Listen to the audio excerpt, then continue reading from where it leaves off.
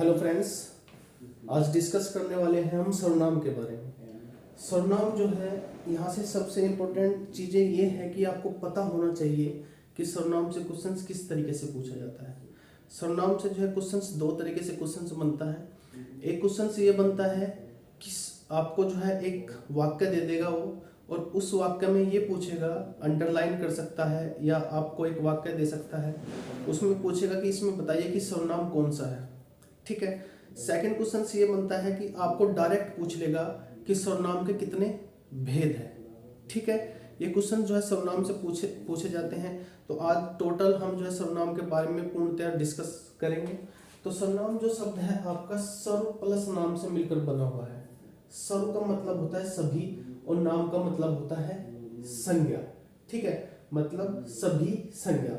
सर्वनाम क्यों आया था? जब हम किसी आप गद्यांश देख लीजिए या कोई लेटर देख लीजिए, जब हम उसे हिंदी में देवनागरी लिपि में जब हम लिखते हैं तो लिखते टाइम क्या होता है कि हम बार बार एक ही संज्ञा का बार बार प्रयोग नहीं कर सकते। ठीक है, तो संज्ञा के स्थान पर हम क्या करते हैं, सर्वनाम का प्रयोग कर सकते हैं। आप कह सकते हो कि किसी पुनरावृत्ति को रोकने के लिए क्या करते हैं, हम सर्वनाम का यूज करते हैं, जिससे कि बार बार हम एक ही संज्ञा का प्रयोग ना करें। तो पुनरावृत्ति को रोकने के लिए क्या करते हैं, सर्वनाम का प्रयोग करते हैं। सेकंड, इससे हम काव्य में क्या करते हैं, सुंदरता बढ़ा सकते हैं। भाई आप बार बार एक ही संज्ञा का प्रयोग कर रहे हो, राम जैसे आप किसी राम को कोई संदेश लिख रहे हो तो बार बार राम का प्रयोग कर रहे हो, तो राम की जगह आप वह का यूज कर सकते हो। ठीक है, तो इससे क्या होगा कि आपकी काव्य में क्या हो जाएगी, सुंदरता बढ़ जाएगी।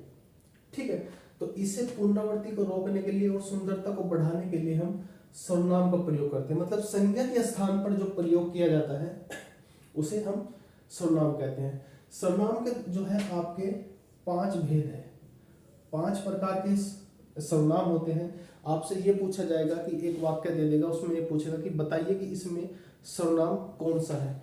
सबसे पहला सर्वनाम होता है पुरुषवाचक सर्वनाम, फिर होता है आपका निजवाचक सर्वनाम, फिर होता है आपका निश्चयवाचक सर्वनाम, फिर है आपका पर्सनवाचक सर्वनाम, फिर है आपका संबंधवाचक सर्वनाम। ठीक है, ये 5 सर्वनाम हैं जो हम डिस्कस करेंगे। सबसे पहला है आपका पुरुषवाचक सर्वनाम। पुरुषवाचक सर्वनाम में जैसे मैं, तू, आप, यह, वह जो प्रयोग किए जाते हैं, ये है आपका पुरुषवाचक सर्वनाम। पुरुषवाचक सर्वनाम में भी 3 प्रकार के सर्वनाम होते हैं, यहीं पर डिस्कस कर लेते हैं। एक तो होता है आपका उत्तम पुरुष, ठीक है। एक होता है आप मध्यम पुरुष, एक होता है आपका अन्य पुरुष। ये आपके जो है तीनों पुरुषवाचक सर्वनाम के ही प्रकार होते हैं। उत्तम पुरुष में क्या होता है, सपोज करो दो व्यक्ति है जो आपस में बात कर रहे हैं। ठीक है, जो अपने लिए खुद के लिए जो बात करता है, जैसे मैं जो बात कर रहा है, ठीक है, मैं जो है आपका मैं या हम, ये क्या हो जाएगा आपका उत्तम पुरुष में आ जाएगा। ठीक है, आप एग्जाम्पल लीजिए, जैसे 2 व्यक्ति है किसी तीसरे के लिए बात कर रहे हैं। ठीक है, जो आप खुद के लिए जैसे आप बात कर रहे हो तो वो आ जाएगा उत्तम पुरुष, जैसे आपका मैं हुआ, ठीक है, आपका हम हुआ, ये सब आपके उत्तम पुरुष में आ जाएंगे। दूसरा होता है मध्यम पुरुष, जिसके साथ आप बात कर रहे हो वो आपका मध्यम पुरुष है। उसके लिए हम प्रयोग करेंगे तू, तुम, ठीक है, या आप। ठीक है, तू, तुम, आप, ठीक है, जिससे आप बात कर रहे हो उसके लिए हम उसे कहेंगे आपका मध्यम पुरुष। तो तू, तुम, आप, इसके लिए क्या होगा, मध्यम पुरुष के लिए प्रयोग हो जाएगा। अन्य पुरुष के लिए आपका यह है, वह।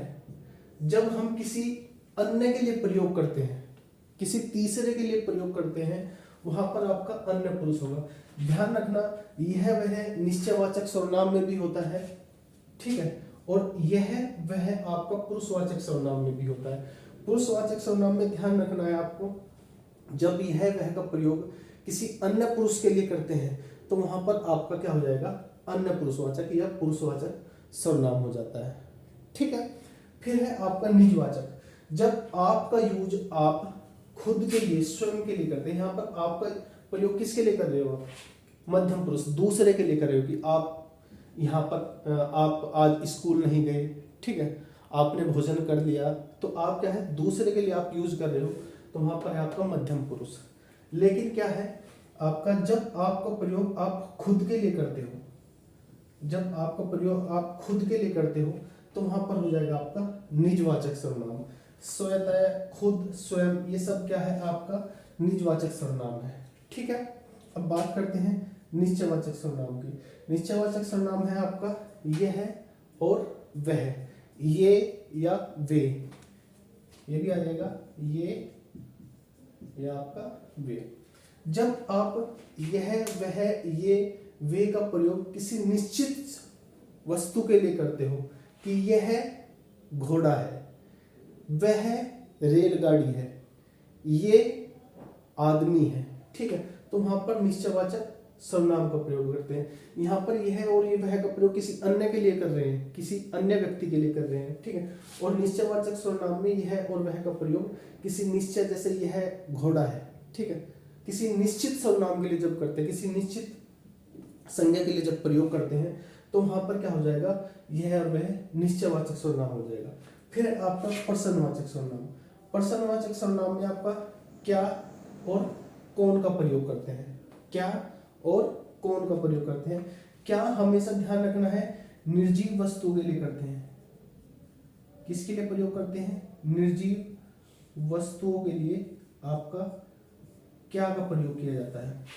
निर्जीव वस्तु के लिए क्या करते हैं आप, क्या का प्रयोग करते हैं। और सजीव वस्तु के लिए आप क्या करते हैं, कौन का प्रयोग करते हैं।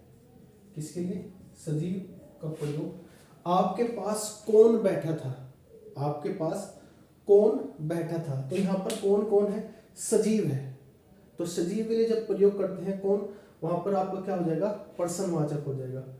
आपने क्या खाया, आपने क्या खाया, तो क्या खाया, खाना, ठीक है, जो खाना है वो निर्जीव है, तो निर्जीव वस्तु के लिए जब क्या का प्रयोग करते हैं तो वहां पर आपका प्रश्नवाचक हो जाता है। और जब सजीव के लिए आप कौन का प्रयोग करते हैं तो वहां पर आपका प्रश्नवाचक सर्वनाम हो सकता है, ठीक है। फिर है आपका संबंधवाचक। संबंधवाचक सर्वनाम में आपका जो, सो, जैसी करनी वैसी बनी, जैसा वैसा, जितना उतना, ये शब्द मिलेंगे। या आप कह सकते हो कि एक सर्वनाम किसी दूसरे सर्वनाम पर जब निर्भर रहता है तो वहां पर क्या होगा, आपका संबंधवाचक सर्वनाम है। या जब एक सर्वनाम किसी दूसरे संज्ञा या सर्वनाम पर निर्भर रहता है तो वहां पर भी क्या है, आपका संबंधवाचक हो जाएगा। जैसे वे सोहन के दादाजी है, ठीक है, तो वे क्या है, यहाँ पर सर्वनाम है। सोहन क्या है, यहाँ पर सोहन है आपका संज्ञा, दादाजी क्या है आपका संज्ञा है। तो सर्वनाम का संबंध किससे है, संज्ञा से है। सर्वनाम का संबंध किससे है, दो संज्ञा से है। सर्वनाम का संबंध सर्वनाम से भी हो सकता है, सर्वनाम का संबंध किसी एक संज्ञा और सर्वनाम से भी हो सकता है, तो वहां पर क्या हो जाएगा, आपका संबंधवाचक सर्वनाम होगा, ठीक है। तो पूरे के पूरे ये छोटा सा ओवरव्यू था सर्वनाम के बारे में, जो आप, यदि आपको ये जानकारी होगी तो आप किसी भी वाक्य में सर्वनाम को अच्छे से पहचान सकते हो, ठीक है। तो आज इसमें बस इतना ही। आगे का जो हम सर्वनाम के लिए क्या करेंगे, प्रैक्टिस करेंगे, ठीक है, जिसमें आपको जो है सारी की सारी चीजें क्या हो जाएगी, क्लियर हो जाएगी। इस वीडियो में इतना ही, धन्यवाद।